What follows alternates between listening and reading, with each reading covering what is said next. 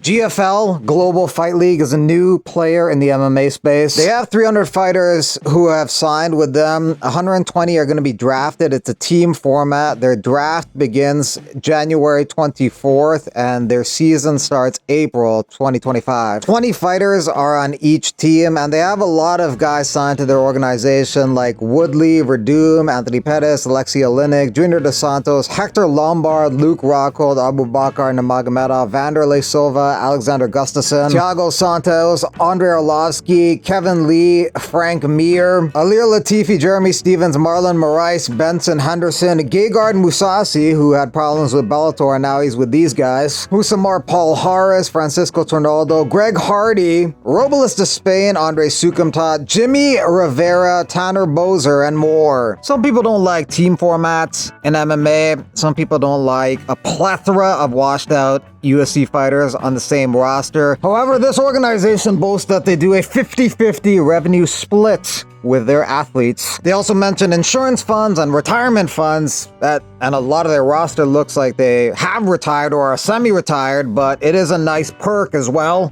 Some of their weight categories are different as well. For their women's divisions, they have 120 pounds, 130 pounds, and 140 pounds. So they're all catch weights there. Also, their men's middleweight division is 200 pounds, and their light heavyweight division is 225 pounds, so a bit of a different weight system in the GFL. They want to eliminate harsh weight cutting, so guys will likely fight 10 pounds heavier than normal. So a guy like Kevin Lee, who was fighting at lightweight at 155, would now fight at 165 in this league, which works for him. He wanted a 165-pound weight class anyways, so he'd be happy about that. And a guy like Tyron Woodley, who was fighting at 170, would be fighting at 180 pounds in this league. I kind of like this concept though, because it's just healthier for the athletes, and you'll probably see better fights because they're not so drained. They're not killing themselves a day before killing themselves in the cage. They signed 300 fighters. 120 get drafted on January 24th. The other 180 are then free agents and can go wherever they like. The ages of some of the fighters, though, is problematic. Geriatric Fight League, GFL, Grandpa Fight League. Frank Mir, 45, Andrei Arlovsky, 45, Hector Lombard, 46, Tornaldo, 46, Verdum, 47, Vanderlei, 48. I mean, I like that they're trying, and I want to see this thing do well, but I don't know, washed up fighters, and the team concept, like, it's been done before. MMA is not really a team sport. The IFL tried doing it. San Jose Razor Claws, Toronto Dragons, Tokyo Sabres. It's like, no one really cares about teams in MMA. It's a one-on-one sport. Sports League, an evolution in sports and global competition. This is the Global Fight League.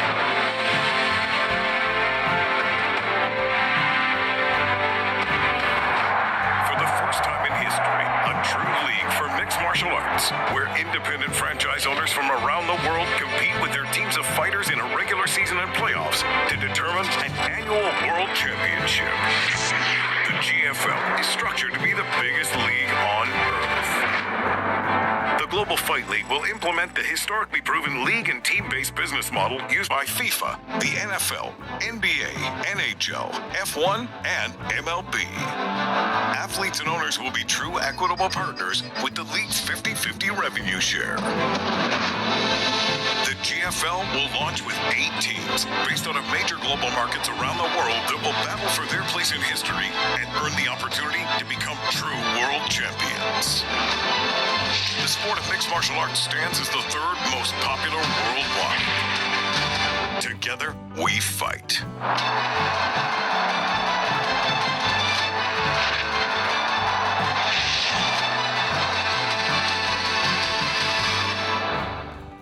Feels like something that might last a year or two and just fade away, but who knows? The guy running the league is Darren Owen, a former World Series of Fighting executive. 3 years ago, he started this concept as the World Fight League, WFL, and it was supposed to start in February of last year, but it didn't materialize, but now has materialized as the Global Fight League, which is supposed to start in April.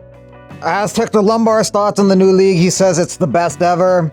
Former UFC fighter Kyle Daukaus tells me the league is very interesting, seems like they're doing all the right things so far, very excited. Some of the guys should not be fighting though, like Verdum, because he recently said, while fighting for the UFC, I suffered many concussions. I fear that during my career, I suffered traumatic brain injury, and I'm noticing symptoms with TBI and CTE, including irritability, anger, anxiety, insomnia, and memory loss. I have many lesions and scarring in my brain. I have a cyst that is located centrally within my brain, making surgery thus far impossible. I monitor this cyst with biannual exams to determine if it's growing. To date, no treatment for CTE has been found. Vanderlei Silva also should not be fighting because he also recently said, while fighting for the UFC, I suffered many significant injuries, including concussions. I fear during my career, I suffered a traumatic brain injury and am noticing symptoms common with TBI and CTE, including depression, mood swings, and irritability.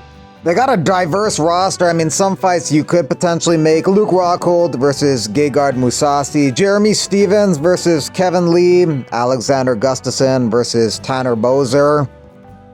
Colby Covington made some joke at Media Day about Pager Bomb and Bilal Muhammad. Some people found it offensive, some people found it funny, some people didn't get it, but this is what it was. History for you there. Talk to us about this fight, how it got made, what made you accept a fight with Buckley, and the journey on how you got here. Yeah, so I called the UFC when Bilal had a pager on his foot and he backed out because I guess the pager exploded on his ankle and messed up his toe, which is just weird. You guys need to ask Bilal, why is he wearing pagers around his ankle? It's just weird. But so he pulled out of the fight a day from before that fight with Leon.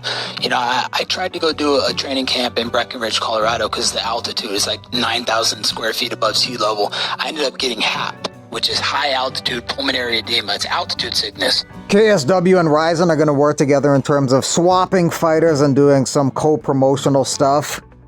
Malal Cobb says he doesn't feel bad for Muhammad Makayev no longer being in the UFC because he says he's a dirty fighter and a dirty person. Cobb fights Saturday against Bruno Silva. That's number 9 Cobb against number 12 Silva in the flyweight division. Makayev fights Friday in Bahrain in Brave. His opponent, Joe Vincent So, takes this fight on 2 days' notice as a replacement fighter. Clarissa Shields' next fight in February is going to be against Danielle Perkins, which is a really bad look for Shields because Perkins is 42 years old and she only has had 5 professional fights. You and Islam have shared so many memories together. I want to know, what's your best moment with him? Same night we fight for the title. This is the best moment. It's gonna be best moment. About Islam, he all How the about time. Jacuzzi? Come. And you have... It's very bad. Let's go!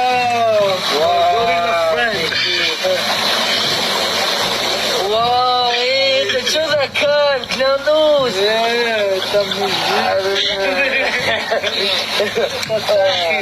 That's how I do this one, and then trying to do that one. Yeah. I don't need a wife. I have a washing machine, and I have a Magdi for massage.